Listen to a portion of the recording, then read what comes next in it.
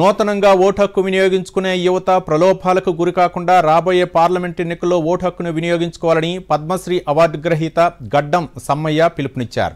జనగామ జిల్లా అప్పిరెడ్డిపల్లి గ్రామానికి చెందిన గడ్డం సమ్మయ్య దూరదర్శన్తో మాట్లాడుతూ సమాజానికి మేలు చేసే వ్యక్తిని గుర్తించి ఓటు వేయాలని కోరారు.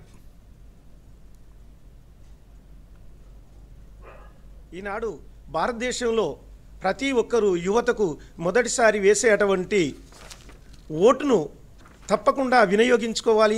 సరి అయినటువంటి నాయకుడిని మీరు ఎంపిక చేసుకొని ఏదానికి లోబాటు కాకుండా ప్రత్యేకంగా మీరు సరి అయిన నాయకుడిని ఎన్నుకొని ఆ ఓటు వేస్తారని ఆశిస్తున్నాం. దేశ అభివృద్ధికి తోడ్పడదాం, ఓటు హక్కును వినియోగించుకుందాం. ఓటును వృధా చేయకుండా ప్రత్యేకంగా నేటి యువత అంటే ఇప్పుడు మొదటిసారిగా వేయబోయేటువంటి యువత మంచి నాయకుడిని ఎన్నుకుంటారని ఆశిస్తున్నాం.